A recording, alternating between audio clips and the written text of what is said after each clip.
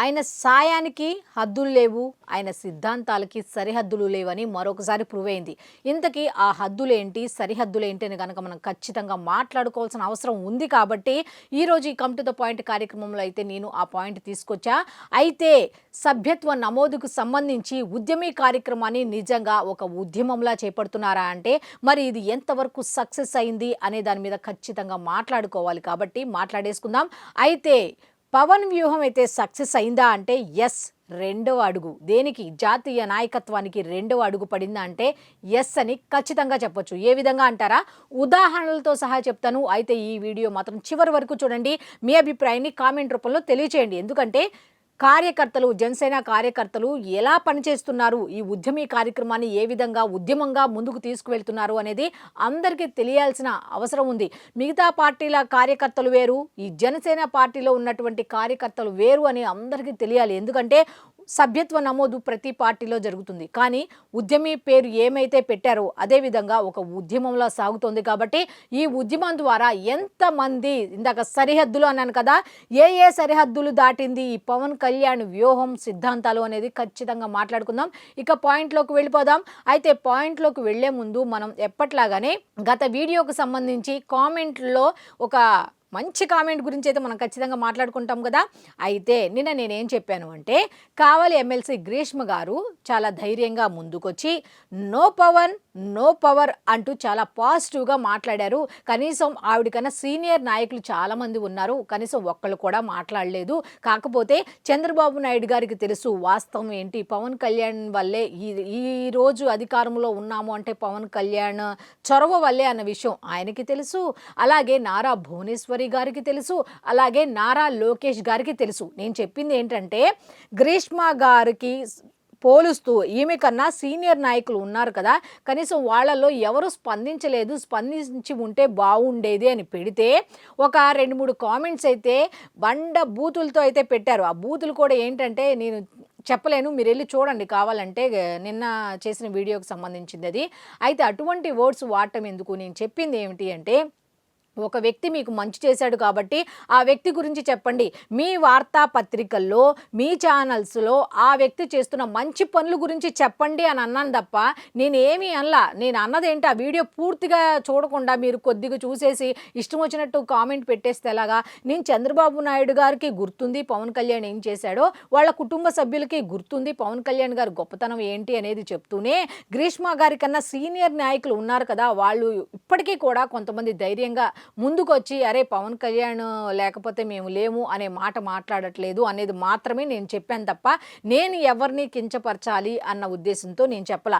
కావాలంటే కొన్ని ఛానల్స్లు మీరు ఓపెన్ చేసి చూడండి, పవన్ కళ్యాణ్ గారి గురించి ఎక్కడ పాజిటివ్గా చెప్పారు, దేని గురించి ఇప్పుడు ఈ స్థాయిలో ఉన్నాము అంటే పవన్ కళ్యాణ్ అనేది ఎందుకు చెప్పట్లేదు అంటే వాళ్ళ ఛానల్స్, పర్టికులర్గా నేను ఛానల్స్ పేరైతే చెప్పలేదు కానీ నార్మల్గా చెప్పాను. అయితే ఐడియా ఉండి ఉండొచ్చు, కామెంట్లో కూడా పెట్టారు ఏం ఛానల్స్ ఏంటి ఏమి అనేది వాళ్ళ అభిప్రాయం ప్రకారం వాళ్ళు పెట్టారు. అయితే నేనైతే ఇక్కడ ఎవరిని కించపరచాలని అయితే నా ఉద్దేశం అయితే కాదు. నేను చెప్పింది ఒకటి, మీరు అర్థం చేసుకున్నది ఒకటి. ఆవిడకన్నా కొంచెం సీనియర్ నాయకులు కానీ కొంతమంది ఉన్నారు కదా, వాళ్ళు కనీసం స్పందించరు అనేది నేను చెప్పిన మాట. అలాగే కొన్ని ఛానల్స్ ఉన్నాయి, పవన్ కళ్యాణ్ గారు కనుక ఇలా జలజీవన్ మిషన్కి సంబంధించి కొంచెం సేపు మాట్లాడారు ఎవరితో, కేంద్ర మంత్రితో, కనీసం ఆయన గురించి ఆ పేపర్లో, ఆ పేపర్ 2 పేపర్లో 3 పేపర్లో ఉన్నాయి, ఆ పేపర్లో అయితే రాలేదు. వైసీపీ వాళ్ళు గుర్తుంచుకున్నారు పవన్ కళ్యాణ్ని, ఎందుకంటే ఓటమి కారణమయ్యారు కాబట్టి. కానీ గెలుపుకు కారణమైనటువంటి పవన్ కళ్యాణ్ గురించి సంబంధించిన వార్తలు ఎందుకని స్ప్రెడ్ చేయట్లేదు అనేది మాత్రమే కొంతమంది ఒపీనియన్ కింద నాతో కొంతమంది చెప్పిన ఒపీనియన్ని నేను మీతో షేర్ చేసుకున్నాను తప్ప ఎవరి మీద ఎటువంటి అభియోగాలు మోపాలని అయితే నా ఉద్దేశం అయితే కాదు. నేను వీడియోలో క్లియర్గా చెప్పాను, చంద్రబాబు నాయుడు గారికి, కుటుంబ సభ్యులకి, అందరికీ కూడా ఆయన వాల్యూ ఏంటో తెలుసు, ఆయన ఏం చేశారో అన్నది వాళ్ళకి తెలుసు అన్నట్టుగా నేను చెప్పా. మీరు సగం చూసి దయచేసి కామెంట్స్ పెట్టొద్దు. ఒకవేళ మీకు నేను చెప్పింది డౌట్ అని అనిపిస్తే మళ్ళీ చూడండి, నేను చెప్పిన దాంతో ఒక క్లారిటీ అనేది మీకు అనిపిస్తుంది. ఇక ఈ రోజుకు సంబంధించి ఇక పాయింట్లోకి అయితే వెళ్ళిపోదాం. రాజకీయాలు కేవలం అధికార పోరాటం కోసం కాదు, అభివృద్ధి కోసం, ప్రజా సంక్షేమం కోసం ఒక ఉద్యమం, అది ఒక ఉద్యమం అంటూ చెప్పిన ఒకే ఒక వ్యక్తి ఎవరు అయ్యా అంటే డిప్యూటీ సీఎం పవన్ కళ్యాణ్. ఎందుకంటే దేశవ్యాప్తంగా ఉన్నటువంటి అన్ని రాష్ట్రాలు కనుక మనం ఒకసారి గమనిస్తే ప్రజలందరూ కూడా కులం మతం ప్రాంతీయ రాజకీయాలకు అలసిపోయి సమగ్రత అభివృద్ధి యువ నాయకత్వం ఉన్నటువంటి నేతలు ఎవరొస్తారా అని ఎదురు చూస్తున్న సమయంలో పుట్టిందే జనసేన పార్టీ అని ఖచ్చితంగా మనం చెప్పొచ్చు. ఎందుకంటే మన రాష్ట్రం వాళ్ళకి ఎలా కనిపిస్తాడంటే పవన్ కళ్యాణ్ గారు అజ్ఞానిలా కనిపిస్తారు, మరి పక్క రాష్ట్రం వాళ్ళకి మహాజ్ఞానిలా కనిపిస్తాడు. ఏంటి డిఫరెన్స్ అంటే ఆలోచించే విధానంలో తేడా ఉందంటే ఎస్ అని చెప్పొచ్చు. ఎందుకు అయితే కర్ణాటకకు సంబంధించి చిక్పేట్ మాజీ ఎమ్మెల్యే పిఎస్ ప్రకాష్ అయితే జనసేనలో జాయిన్ అయ్యారు. మరి ఎందుకు జాయిన్ అయ్యారు? అక్కడ పార్టీలు లేవా, లేకపోతే మన రాష్ట్రంలో పార్టీలు లేవా, ఇంకా మిగతా పార్టీలు లేవా, మరి లేకపోతే నెక్స్ట్ ఇతర రాష్ట్రాల్లో మిగతా పార్టీలు లేవా అనేది ఒకసారి మనం ఆలోచిస్తే జనసేన ఆశయాలను చూసి ఆయన స్పష్టంగా చెప్తున్నారు. జనసేన ఆశయాలను సిద్ధాంతాలను చూసి మాత్రమే నేను సభ్యత్వం తీసుకున్నాను, జనసేనలో జాయిన్ అయ్యాను అంటూ ఆయన ప్రకటించడం జరిగింది. అయితే పవన్ కళ్యాణ్ గారు చెప్పింది ఏమిటి? జనసేన అనేది రీజనల్ పార్టీయే కానీ నేషనల్ అవుట్లుక్తో ఉండాలి అన్నది పవన్ కళ్యాణ్ గారి ఉద్దేశం. అందుకే ఈ ఉద్యమి కార్యక్రమాన్ని ఉద్యమంగా చేస్తున్నారని ఎస్ అని చెప్పొచ్చు. ఎందుకంటే మొన్న కర్ణాటకలో జాయిన్ అయ్యారని చెప్పినా కేరళకు సంబంధించి ఎంతమంది జాయిన్ అయ్యారో తెలుసా? అంటే పవన్ కళ్యాణ్ గారి సిద్ధాంతాలు సరిహద్దులు దాటుతున్నాయా అంటే ఎస్ అనే చెప్పొచ్చు. మన రాష్ట్రం వాళ్ళకి ఆయన గొప్పతనం, ఆయన మంచితనం, ఆయన చేస్తున్న సేవ, అలాగే ఆయన చేస్తున్న మంచి పనులు ఎవరికి కనపడకపోవచ్చు కానీ, ఆయన సిద్ధాంతాలు ఎవరికి నచ్చకపోవచ్చు కానీ, మన పక్క రాష్ట్రం వాళ్ళు మాత్రం జనసేనలో జాయిన్ అవుతున్నారంటే పవన్ కళ్యాణ్ వ్యూహం ఏ విధంగా ఉంది? జాతీయ స్థాయి అంటే ఏంటి? కనీసం ఈ కొన్ని రాష్ట్రాలైనా సరే సభ్యత్వ నమోదులో కొంతమంది ఉండాలి కాబట్టి ఒక్కొక్క దాన్ని నెమ్మదిగా క్రాస్ అవుతూ అయినా మొన్న కర్ణాటకలో జాయిన్ అయ్యారు, ఇప్పుడు కేరళలో ఎంతమంది జాయిన్ అయ్యారు అనేది ఒకసారి చూద్దాం. జనసేన పార్టీ అధ్యక్షులు పవన్ కళ్యాణ్ గారి ఆశయాలు, జనసేన పార్టీ సిద్ధాంతాలు నచ్చి ఎంతో మంది కేరళకు చెందిన ప్రముఖ రాజకీయ నేతలు కొంతమంది అయితే జాయిన్ అయ్యారు. వాళ్ళెవరు అంటే పి రామ్సాగర్, కె ధనశీలన్, అలాగే బెస్సీ థామస్, దిలీప్ కుమార్, కెఎన్ అంబేద్కర్, రైజుద్దీన్, మోహన్ దాస్ పనికర్, సునీల్ మలపురం, సౌమ్య ఉన్నికృష్ణన్, ఆడమ్ మాలిక్, బిజు, బిందు, టోమ్ వంటి వాళ్ళు జనసేన పార్టీలో సభ్యత్వాన్ని నమోదు చేసుకున్నారు. అంటే వాళ్ళకి పవన్ కళ్యాణ్ భావజాలం ఏ విధంగా నచ్చి ఉంటే అంతమంది ఒకేసారి కేరళకు సంబంధించిన వాళ్ళు జనసేనలో జాయిన్ అవుతారు. ఒకసారి ఆలోచించుకోండి. అయితే పవన్ కళ్యాణ్ గారు కూడా వాళ్ళకి అభినందనలు తెలిపారు.